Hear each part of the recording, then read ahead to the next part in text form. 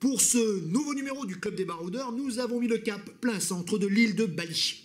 Dans une des villes les plus agréables de l'île, entourée de rizières très photogéniques, nous sommes dans la capitale artistique et culturelle de Bali. Nous avons mis le cap sur Ubud.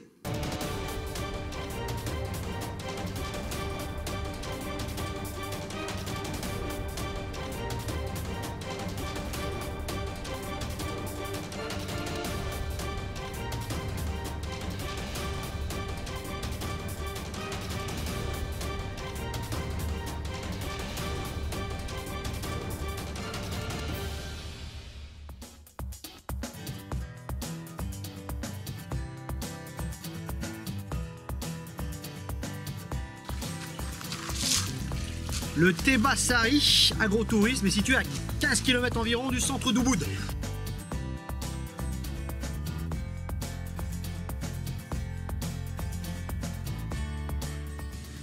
Des petites cages nous font un petit peu pitié, les pauvres louvacs. Là, vous en avez 3. Sachez que c'est dans leur déjection qu'on arrive à faire le meilleur café du monde, le louvac. Et oui, on en parle. Ils sont là. Caca louvac égale big money et nice café.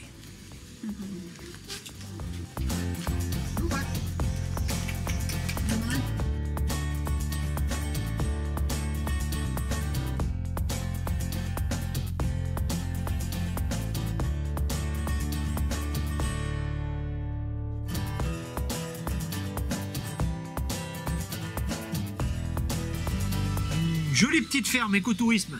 On peut goûter du thé, on peut goûter le café, on nous fait voir le mode de fabrication du fameux café le plus cher de Bali. C'est plutôt ludique. Anaka adore, on a croisé pas mal de petits animaux, dont un hibou qui nous a fait un petit peu peur. Mais un beau moment à la fraîche, sous les arbres, avec beaucoup de végétation, plein d'explications, la dame est très sympa. Bon, à la fin, il va sans doute pas falloir passer à la caisse, ou en tout cas au magasin. Mais dans tous les cas, c'est un bon moment sur la route d'Ubud. Non. Allez, il faut deviner, hein. C'est bon.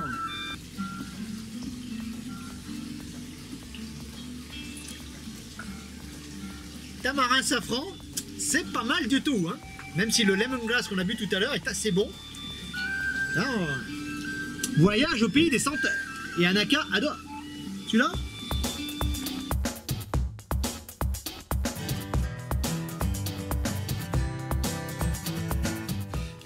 Alors ce voyage au pays des senteurs et des saveurs est assez remarquable, des plantes exotiques, une belle forêt également tropicale. On a adoré les thés que nous ont fait goûter les dames de la ferme d'agrotourisme. On a mangé du chocolat, ça c'est bon et ça on adhère.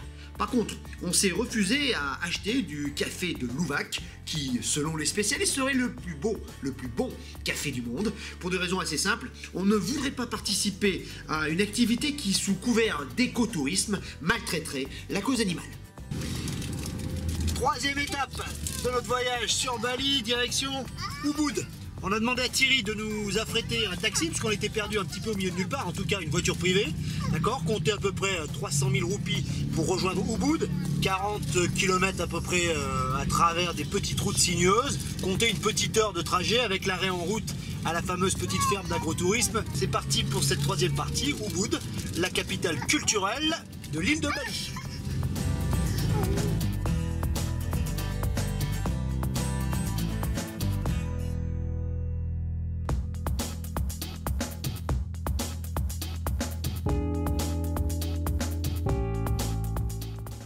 Pour notre première nuit à Ubud, nous sommes arrivés sans réservation, mais il n'y a aucune peur, hein, aucune crainte. Le choix est large. Nous avons fait confiance à notre guide du routard préféré pour nous dégoter un petit nid douillet pour cette première nuit. Nous sommes installés au Jati Homestay. Au fond d'une impasse sur Hanuman Street, c'est pas facile à trouver, mais la récompense est au bout. Un petit losman tout à fait charmant.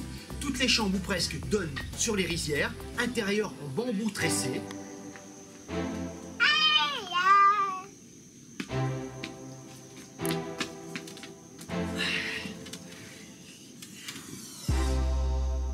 Alors les chambres, je vous l'ai dit, en bambou tressé, c'est assez joli, même si certaines ont un petit peu vieilli.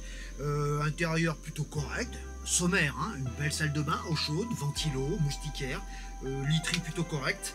Nous avons loué une chambre triple, puisqu'on a un aka avec nous, et nous avons payé 300 000 roupies, c'est-à-dire une vingtaine d'euros environ.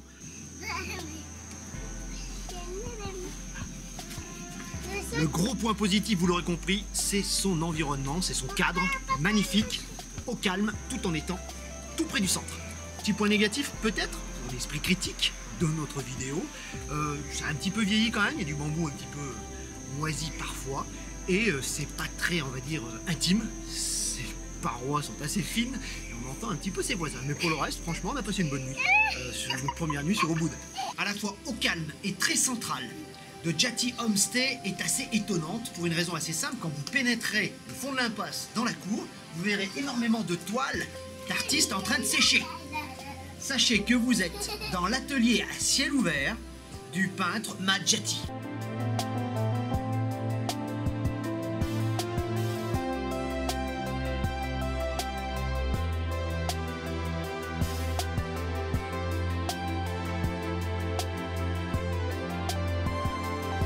Nous sommes dans l'atelier de Madjati. Il va nous présenter un petit peu ses différentes œuvres. C'est un moment assez rare, ça fait aussi partie du voyage. Hier, on était chez Thierry Robinet, un aventurier baroudeur. Aujourd'hui, chez Madjati, un peintre d'Ubud. Ah, l'aventure est au bout du chemin et l'aventure humaine, surtout. Pour les amoureux de l'art et qui voudraient voir un petit peu le travail de Madjati, c'est lui. C'est ce monsieur, il fait des super petites toiles. Il est en plein travail. Son atelier est au petit étage de la homestay. Un moment assez magique. Ubud est la capitale des artistes et Madjati en est un. Encre de Chine pour les contours, ensuite peinture acrylique pour les couleurs. Je vous avoue que très franchement, j'aimerais que cette toile reste comme ça, c'est comme ça que je l'aime en tout cas. Hein, avec les couleurs, j'aime moins. Après, c'est une question de goût, mais très franchement, un travail remarquable que monsieur Madjati nous invite à suivre. Un moment assez rare. Travail d'un artiste sur Ubud. On pourrait appeler ça de l'art figuratif, qui représente la vie quotidienne des balinés et des gens d'Ubud. Les toiles de femmes dans la cour sont très belles. J'ai vu que les prix, très franchement, sont très raisonnables. 900 000 roupies pour une toile de cette taille, très franchement, c'est donné. 2 semaines pour peindre celle-là. Par contre, celle-là derrière moi, la grosse là, 4 mois pour la peindre. C'est un travail monumental. Mais bon, on aime bien ces scènes de la vie quotidienne. On en retrouve un peu partout sur Ubud.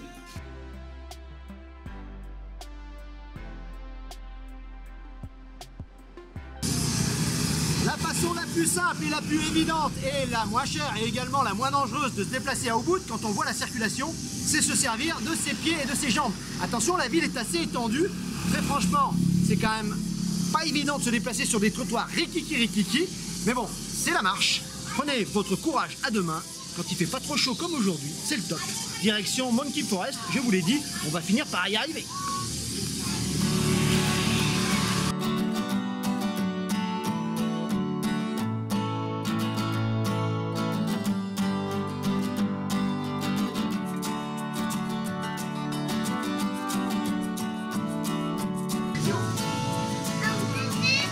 Deux portes d'entrée, une qui est carrément en bas de la Monkey Forest et qui est un peu bondée. Vous remontez un petit peu la rue et là vous êtes seul. Des singes un petit peu partout. Bon, c'est pas donné quand même comme spectacle. Si vous avez des enfants, on vous le conseille, c'est très touristique. 50 000 quand même l'entrée. Bon, on n'a qu'à payer pas, heureusement. Enfin, il y a des singes un petit peu partout et je pense que pour les enfants, c'est une activité top. Vous êtes des adultes, si vous adorez les singes, let's go. Pour les autres, passez votre chemin. Attention, ne rien avoir dans les sacs, ne pas avoir de nourriture sur soi. Le singe est voleur, on dit malin comme un singe, n'hésite. Attention donc, on a vu les touristes se faire piquer leur caméra, leurs lunettes de soleil ou autre. Et n'allez pas penser les récupérer. C'est parti pour la planète des singes.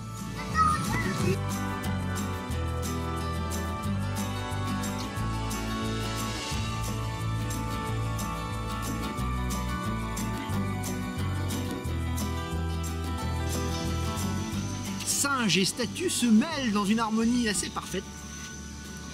Il est tranquille là, posé. Faites attention à vos affaires et faites attention à ne pas les toucher, à ne pas les caresser et surtout à ne pas regarder le singe dans les yeux.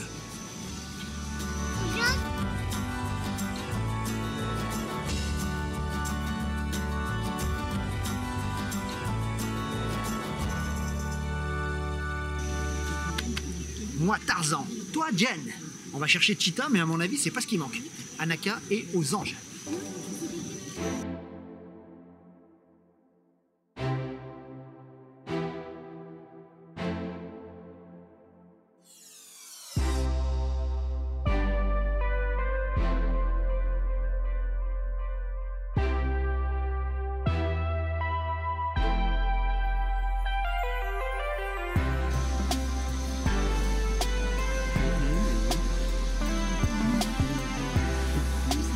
On peut les approcher de très près. Éviter de faire comme tous les touristes et leur donner à manger. On n'est pas dans un zoo. Ça grimpe sur les touristes, ça monte sur la tête, moyennant un petit bifton. Bon, moyen comme ambiance. Un petit peu Paris aux heures de pointe.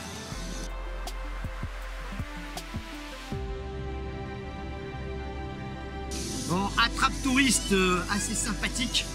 L'ambiance est super. On est au milieu des temples, on est au milieu des vieilles pierres, des arbres millénaires au-dessus de nos têtes. Des singes de tous les côtés, les enfants sont ravis.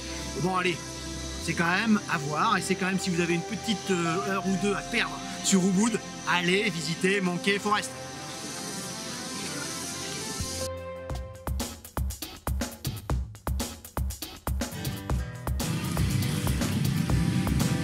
Deuxième moyen de transport, les bébêques, les canards quoi, c'est les scooters.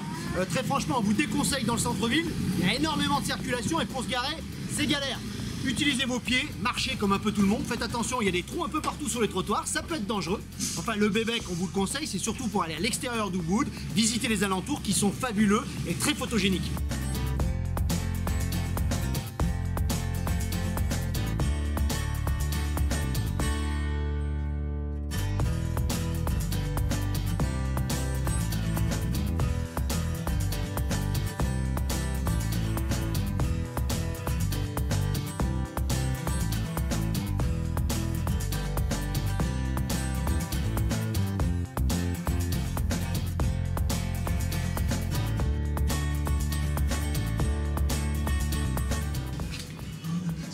Boire un coup sur Ubud, boire une bonne bintang dans une ambiance assez particulière, esprit brocante. Nous sommes sur Monkey Forest, l'avenue. Très franchement, une belle ambiance. On va boire une petite bière hein, pour préparer notre soirée, notre première soirée sur Ubud.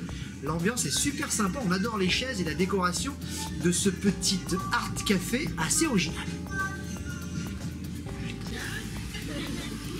À 2 pas de notre homestay, sur la rue, on va dire, Hanuman. Bonne surprise, le Warung Lalala. Alors certes, le nom fait danser, mais la nourriture ne fait pas rigoler. Nadia a pris un nasi goreng qui a l'air délicieux. Moins des nouilles qui ne le sont au chicken qui sont tout aussi bonnes. Très franchement, une bonne petite adresse, mais on attend un petit peu quand même, c'est un peu long. Mais pour le reste, c'est délicieux. Ubud et sa position centrale et stratégique au cœur de l'île de Bali pourrait être un camp de base idéal pour rayonner dans toute la région et visiter les merveilles de Bali, comme le faisaient autrefois au siècle dernier les artistes et visiteurs du monde entier. Pour être tout à fait honnête, j'ai été un petit peu déçu. Je n'ai pas reconnu le gros bourg charmant et indolent que j'avais visité il y a plus de 15 ans. Ubud est devenu une véritable ville avec tous les inconvénients qui vont avec. Les embouteillages d'Ubud sont bientôt aussi célèbres que ses monuments. Si vous voulez rayonner dans la région et séjourner à Ubud, on vous conseille, comme nous, de louer une villa dans la campagne environnante, au milieu des rizières, pour avoir tous les avantages qu'offre la ville, et il y en a beaucoup, sans en avoir les inconvénients.